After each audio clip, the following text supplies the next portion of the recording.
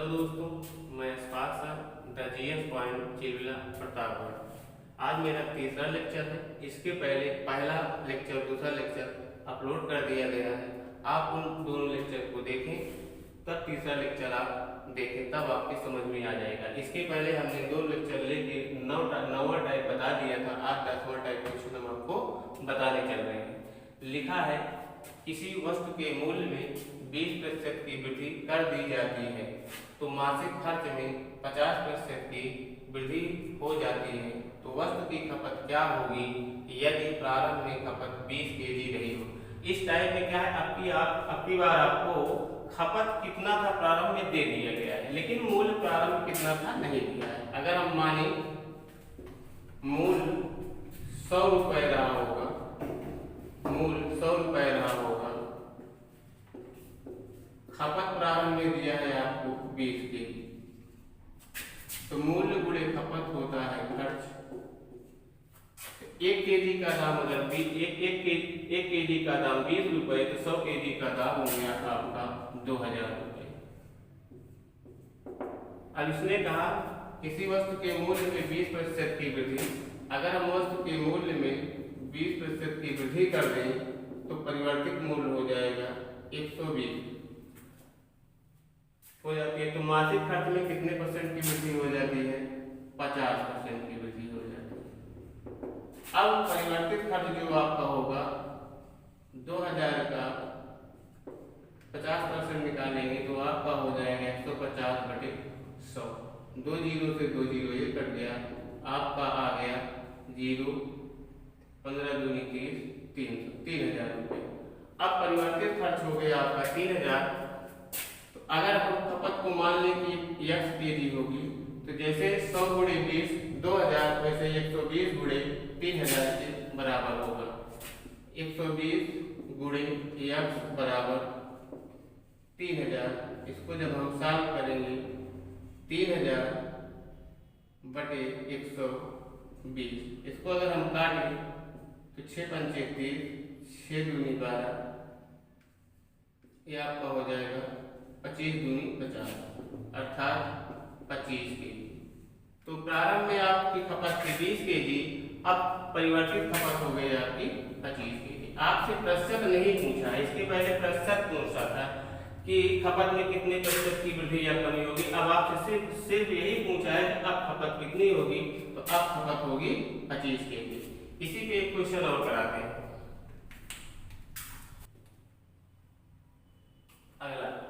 अगला इसी पे इसने कहा किसी वस्तु के मूल्य में 40% की कमी कर दी जाती है तो मासिक खर्च में 20% की कमी हो जाती है, तो वस्तु की खपत क्या होगी यदि प्रारंभ में खपत 50 केजी रही हो।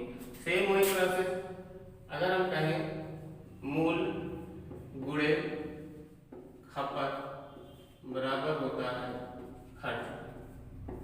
अगर प्रारंभिक मूल्य मान ले 100 रुपए रही होगी, खपत प्रारंभ में दिया है आपको 50 केजी, अगर 1 केजी का दाम 50 रुपए तो 100 केजी का दाम हो 1 केजी का दाम 100 रुपए, 50 केजी का दाम आपका होगा 5000 रुपए। मूल्य में 40% की कमी, अगर हम 40% की कमी कर दें ये हो जाएगा आपका 60, परिवर्तित मूल्य हो गया 60, तो खर्च में 20% की कमी हो जाती है। 20% की कमी अगर हम निकालें 5000 का, इसका हो जाएगा 80/100, 2 जीरो 2 जीरो ये कट जाएगा, ये हो जाएगा आपका 8 पंचे 40, 4000। अब खर्च हो गया 4000। अगर हम मान लें कि अब खपत x केजी रही होगी, जब 100 गुणे 50 5000, 60 गुणे x 4000, 60 गुणे x बराबर 4000, x बराबर हो जाएगा 4000/60। इसको सब आप सॉल्व करेंगे, ये आपका हो गया 2 दूनी 4, 200, 2 दिया 6, इसका अर्थ हुआ 200/3, या इसी को लिख सकते हैं 3 छंग 18, 3 छंग 18, 2/3, इतना केजी। अब खपत कितनी हो गई? 66 सही 2/3। तो इस टाइप के सारे क्वेश्चन आप कर लेंगे। अब चलते हैं अगले टाइप पे। अगला टाइप देखें।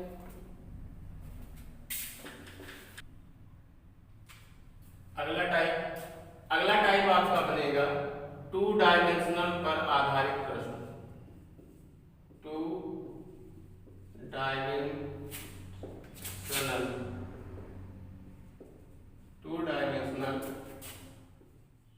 पर आधारित प्रश्न। 2 डायमेंशनल क्या होता है? जिसमें सिर्फ लंबाई और चौड़ाई पाई जाती है, वो सारे फिगर 2 डायमेंशनल के अंतर्गत आते हैं। जैसे हम आपसे कहें, पहला वर्ग, दूसरा आयत, तीसरा त्रिभुज। तो जिस फिगर में लंबाई और चौड़ाई मिलती है वो 2 डायमेंशनल के अंतर्गत आता है। इसमें भी प्रतिशत से क्वेश्चन बनता है। जैसे आपसे कहेगा किसी वर्ग की भुजा में x% की वृद्धि अथवा कमी कर दी जाए तो उसके क्षेत्रफल में क्या परिवर्तन होगा। या आपसे कहते किसी आयत की लंबाई में x% की वृद्धि या कमी और चौड़ाई में y% की वृद्धि या कमी, तो क्षेत्रफल में क्या परिवर्तन होगा। ऐसे त्रिभुज में कह देगा सेम वर्ग में भी 2 भुजाएं पाई जाएंगी, आयत में भी त्रिभुज में भी। जिसमें ऊंचाई मिल जाती है वो चला जाता है 3 डायमेंशनल पे। जैसे घन, घनाभ ये सब होते हैं, 3 डायमेंशनल होते हैं, एक 2 डायमेंशनल होते हैं। इससे कैसे कैसे क्वेश्चन बनेगा, पहले हम आपको बताते हैं वर्ग पर आधारित कैसे क्वेश्चन बनेगा। वर्ग पे कैसे बनेगा, पहले वर्ग समझे क्या होता है। वर्ग की चारों भुजाएं बराबर होती है। जैसे ये वर्ग का फिगर है, वर्ग की चारों भुजाएं बराबर होती हैं। अगर वर्ग की एक भुजा मालूम हो तो सारी भुजाएं आपको मालूम हो जाएंगी। तो यहाँ से आप मेंसुरेशन पढ़े होंगे तो सूत्र बनता है वर्ग का क्षेत्रफल। वर्ग का क्षेत्रफल होता है भुजा गुणे भुजा। भुजा गुणे भुजा क्यों? लंबाई ये चौड़ाई, भुजा भी ये है और अगली भुजा भी ये है। अगर क्षेत्रफल को हम ए से दिखाएं, एरिया ए बराबर हो जाएगा a²। तो वर्ग का क्षेत्रफल होता है भुजा की घात 2। इसमें वर्ग का परिमाप भी होता है, वर्ग का विकर्ण भी होता है, लेकिन इससे आपसे कोई मतलब नहीं। पूरा डिटेल में जब हम वर्ग पढ़ेंगे मेंसुरेशन तो वहां हम आपको वर्ग को डिटेल से पढ़ाएंगे। अभी सिर्फ परसेंटेज में काम कितना है, हमें सिर्फ इस सूत्र से काम है। अब इस पे सवाल कैसे बनेगा, जैसे कहेगा पहला क्वेश्चन, किसी वर्ग की भुजा में वर्ग की भुजा में 20% की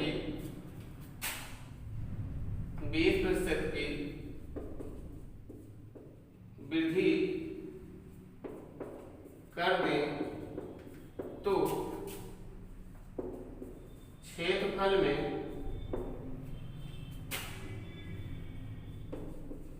कितने प्रतिशत की वृद्धि होगी, कितने प्रतिशत की वृद्धि होगी। तो आप जानते हैं वर्ग की चारों भुजाएं बराबर होती हैं। अभी हमने आपको फार्मूला बताया कि a गुणे a बराबर क्षेत्रफल के होता है। हमें प्रारंभिक भुजा वर्ग की नहीं मालूम है, हमें मानना होगा। इसी तरह का आपको बता रहे हैं, लेकिन ऐसे लगेगा नहीं। अभी हम आपको शॉर्ट तरीका बताते हैं। अगर वर्ग की प्रारंभिक भुजा मान ले 100, तो अगली भी भुजा होगी 100, तो क्षेत्रफल कितना हुआ 10,000। इसने कहा किसी वर्ग की भुजा में 20% की वृद्धि, तो 20% की वृद्धि करेंगे तो हो जाएगा आपका 120, क्योंकि वर्ग की दोनों भुजाएं बराबर, इसका में 20%, इसमें भी 20% की वृद्धि होगी, ये हो जाएगा 120। 100 गुणे 100 10,000, 120 गुणे 120, इसका मतलब हुआ 14,400। पहले क्षेत्रफल था आपका 10,000, अब क्षेत्रफल हुआ 14,400। कितने की वृद्धि हुई, तो आप देखेंगे 4400 की वृद्धि हुई। कहां से हुई, 10,000 से हुई, गुणे 100%।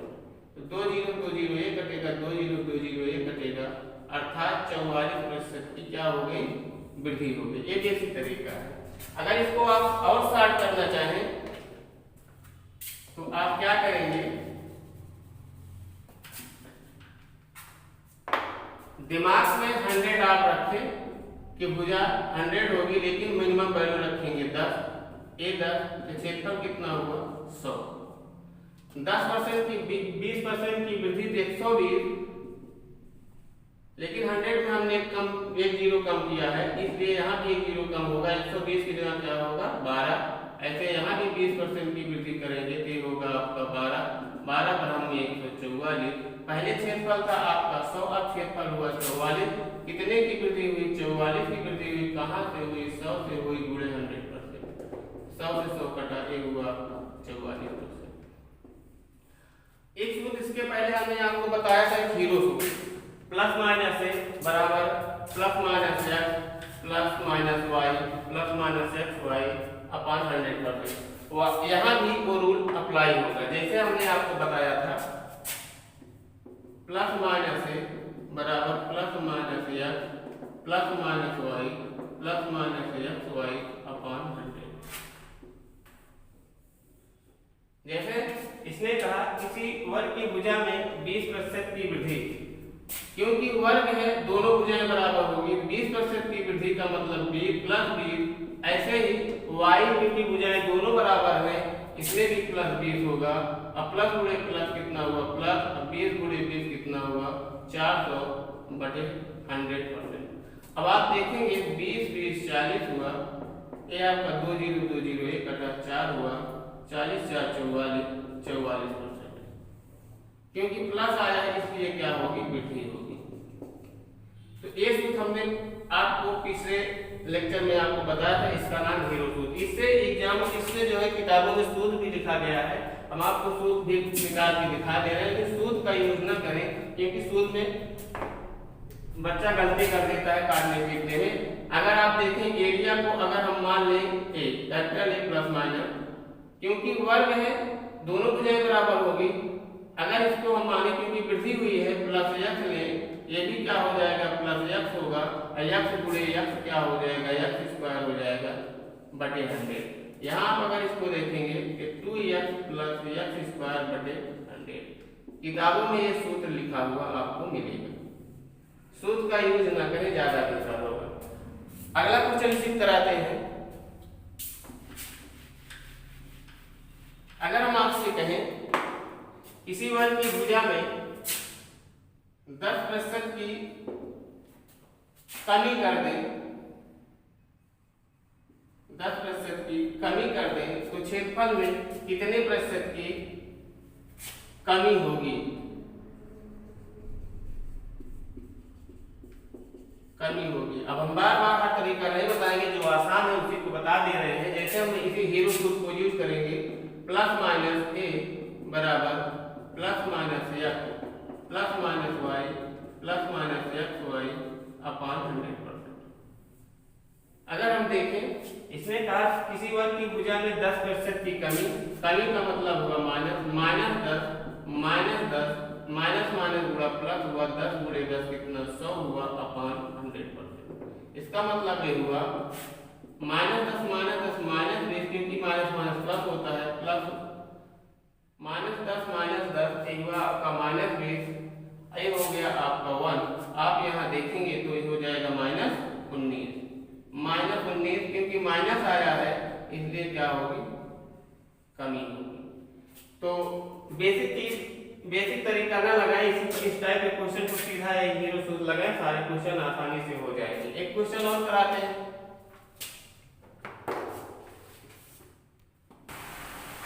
अगला एक क्वेश्चन और इसी पे देखते हैं। जैसे हम कहें किसी वर्ग की भुजा 50% बढ़ा दी जाए तो परिणामी वर्ग एवं मूल वर्ग के क्षेत्रफल में अनुपात बताओ। तो वर्ग है, इसने कहा किसी वर्ग की भुजा में अगर हम कहें a गुणे a बराबर होता है क्षेत्रफल के, हमें प्रारंभिक वर्ग की भुजा मालूम है, हम मान लें कि प्रारंभिक वर्ग की भुजा, क्योंकि ये दहाई में है, दिमाग में 100 रखो, लेकिन मिनिमम वैल्यू आप रखें। अगर हम आपसे कहें प्रारंभिक भुजा 10 रही होगी, ये भी भुजा 10 होगी, क्षेत्रफल कितना हुआ 100। इसने कहा वर्ग की भुजा में 50% वृद्धि कर दें। अगर हम 50% की वृद्धि करें तो हो जाएगा 150, क्योंकि 100 में भी हमने एक जीरो कम किया है, ये कितना हो जाएगा 15। ये भी क्या हो जाएगा आपका 15। जब 10 गुणे 10 100, तो 15 गुणे 15 कितना हुआ 225। पहले क्षेत्रफल था आपका 100, अब क्षेत्रफल हुआ 250। अभी वृद्धि कमी नहीं पूछा है, आपसे पूछा है परिणामी वर्ग और मूल वर्ग के क्षेत्रफल में अनुपात बताओ। परिणामी वर्ग का क्षेत्रफल क्या हुआ a हुआ, और मूल वर्ग का क्षेत्रफल a हुआ। अब आप निकालेंगे, अगर इसको हम मान ले a1 और इसको मान ले a2, इसमें अनुपात हो जाएगा a2 अनुपात a1 बराबर 225 अनुपात 100। इसको काट दें आप, अगर आप काटेंगे तो 5 चौक 20, 5 चौक 20, 5 पचम 25 और 5 दूनी 10। इसको अगर आप काटेंगे 5 9 45, 5 चौक 20।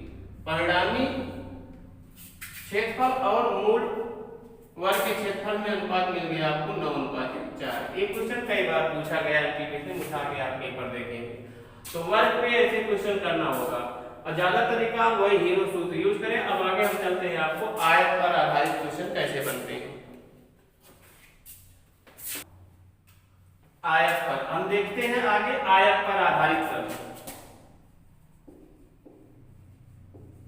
आयत पर आधारित प्रश्न,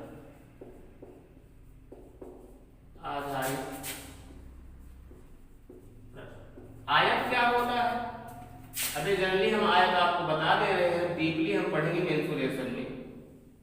आयत की आमने सामने की भुजा बराबर होती है, जितनी भुजाएं होगी उतनी भुजाएं होगी, जितनी भुजाएं होगी उतनी भुजा की होगी। अगर आयत की लंबाई को हम मान लें L, चौड़ाई को मान लें B, तो परसेंटेज में भी हमें क्षेत्रफल से मतलब है। तो आयत का जो क्षेत्रफल होता है,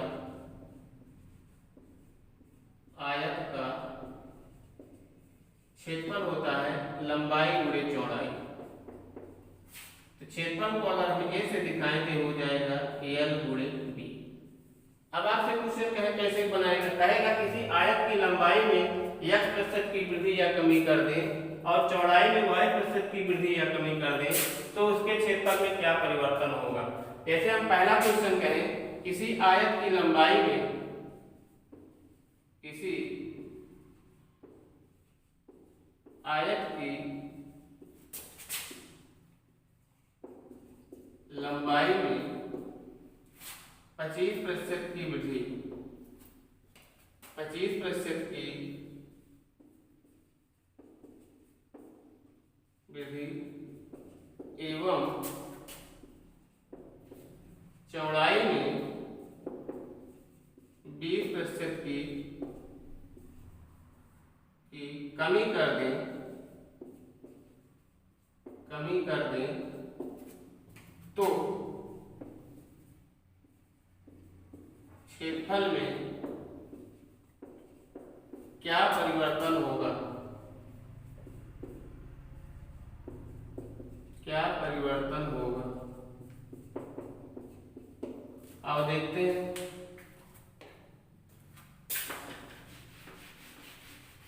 अगर हम बेसिक तरीका देखें, यहाँ से सूत्र भी अगर हम बनाना चाहें, जैसे हीरो सूत्र से बनाना चाहें, तो आप जानते हैं हीरो सूत्र प्लस माइनस ए बराबर होता है plus minus x plus minus y plus minus x y. यहाँ से अगर हम सूत्र आयत का बनाना चाहें तो एरिया को यही से दिखाएंगे प्लस माइनस ए। अब यहाँ एक्स की जगह हम लंबाई मान लेंगे यार, अगर लंबाई में वृद्धि कहेगा तो प्लस, कमी कहेगा तो माइनस एल लिखेंगे।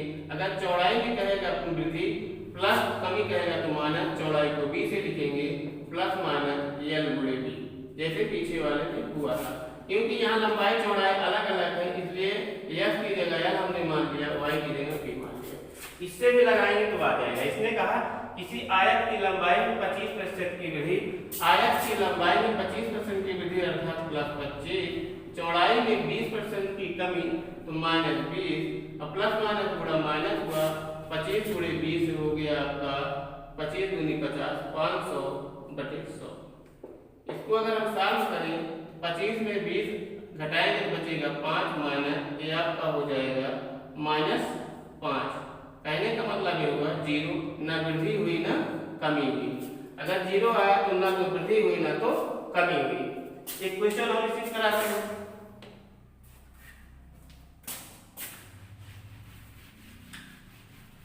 अगर हम आपसे कहें किसी आयत पर आधारित पर किसी आयत की लंबाई में 20% की वृद्धि एवं चौड़ाई में 20% की कमी कर दे तो क्षेत्रफल में क्या परिवर्तन होगा। अगर हम वही सूत्र फिर लगाएं, प्लस माइनस ए बराबर plus minus l plus minus b plus minus l b. यहाँ से अगर हम देखें तो लंबाई में आपकी 20% की वृद्धि, इसका मतलब हुआ +20, चौड़ाई में 20% की कमी, इसका मतलब हुआ -20, प्लस माइनस माइनस 20 गुणे 20 करेंगे तो हो जाएगा आपका 400 बटे 100। 20 में से 20 घटाएंगे 0 हो जाएगा, इसका मतलब हो गया आपका -4%। अब माइनस क्या शो कर रहा है, 4% की होगी कमी। क्षेत्रफल में क्या होगा, 4% की कमी होगी। अगर इसको बेसिक तरीका से लगाना चाहें आप इस तरह से लगा सकते हैं, जैसे अभी हमने फार्मूला निकाल के आपको बताया था। जैसे होता है लंबाई गुणे चौड़ाई बराबर होता है क्षेत्रफल। अगर हम लंबाई को मान लें, दिमाग में 100 रखेंगे लेकिन कैलकुलेशन के लिए इसकी मिनिमम वैल्यू रखेंगे, 1 0 कम करेंगे। मान लें लंबाई 10 और चौड़ाई भी 10 मान लें, क्षेत्रफल हो जाएगा 100।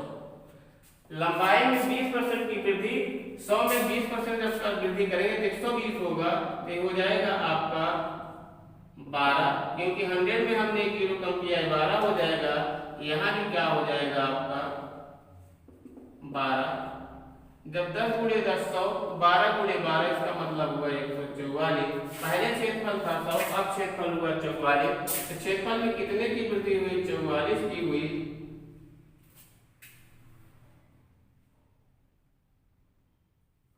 यहाँ पे कमी किया है, सॉरी यहाँ कमी किया है, चौड़ाई में आपको कमी किया है, ये आपका किया है 20% की कमी। 20% की कमी का मतलब ये हो गया आपका 80। तो 15 अट्ठे आपका होगा 120, 15 अट्ठे 120 आपका हो जाएगा 12 अट्ठे होगा 960। पहले क्षेत्रफल था आपका, यहाँ गलती ये हो गई क्योंकि हमने यहाँ 100 में 1 0 कम किया था, और यहाँ अब जब हम 1 0 कम करेंगे तो हो जाएगा 8। तो 10 गुणे 10 ये हुआ आपका 100, 12 गुणे 8 ये हुआ आपका 12 अट्ठे 96, 12 अट्ठे 96। पहले क्षेत्रफल था आपका 100, अब क्षेत्रफल हुआ 96। अगर आप देखेंगे क्षेत्रफल 100 था, हुआ 96, कहने मतलब 4 की कमी हुई। 4 की कमी हुई, कहाँ से कमी हुई, 100 से हुई, गुणे 100%, इसका मतलब हुआ 4% की कमी। बेसिक तरीका है लेकिन आपको अपनाना नहीं, वही हीरो वाला सूत्र लगाएंगे, सारे क्वेश्चन आपके हो जाएंगे। चलो एक दो क्वेश्चन और रिसीव कराते हैं।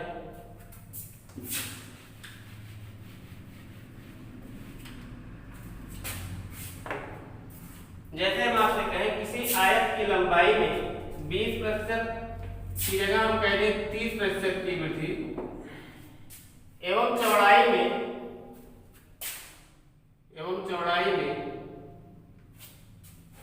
आपसे कह दें कि 10% की कमी, 10% की कमी कर दें तो क्षेत्रफल में क्या परिवर्तन होगा। तो फिर वही सूत्र लगाएंगे, प्लस माइनस ए बराबर plus minus x plus minus y plus minus, यहाँ एक्स मान लेते हैं एल, यहाँ मान लेते हैं आपका b, plus minus l b upon 100। अगर इसने कहा कि लंबाई में 30% की वृद्धि प्लस 30, चौड़ाई में आपका 10% की कमी -10, प्लस माइनस माइनस हुआ 30 गुणे 10 कितना हुआ 300 बटे 100। इसको जब आप हल करेंगे तो होगा आपका 20 माइनस 0 कटा 3 हुआ, आपका हो जाएगा 17% की क्या होगी, वृद्धि होगी। उम्मीद है इस टाइप के क्वेश्चन कर लेंगे। अगर वो लंबाई चौड़ाई का मान देगा तो क्षेत्रफल में पूछेगा, अगर क्षेत्रफल दे दे लंबाई दे दे चौड़ाई पूछेगा, अगर चौड़ाई दे दे क्षेत्रफल दे दे तो लंबाई पूछेगा, क्योंकि इसमें 3 वेरिएबल है, क्षेत्रफल है, लंबाई है, चौड़ाई है। 2 वैल्यू आपको दिया जाएगा, 1 वैल्यू आपसे पूछेगा। अगला देखते हैं किस टाइप का क्वेश्चन बनता है। अगला क्वेश्चन इसी में कराते हैं।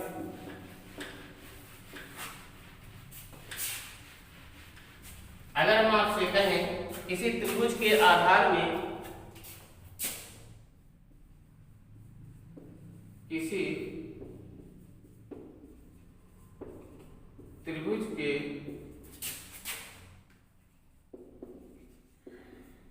आधार में 60% की वृद्धि कर दी जाती है, इसी त्रिभुज के आधार में 60% की वृद्धि कर दी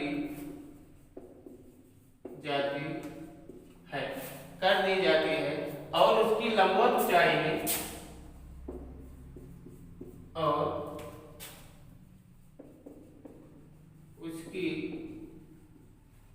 लंबवत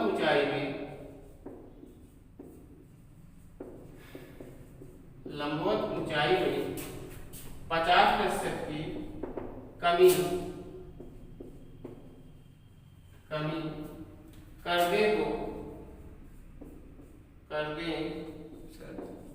कमी कर दें तो क्षेत्रफल में क्या परिवर्तन होगा, तो क्षेत्रफल में क्या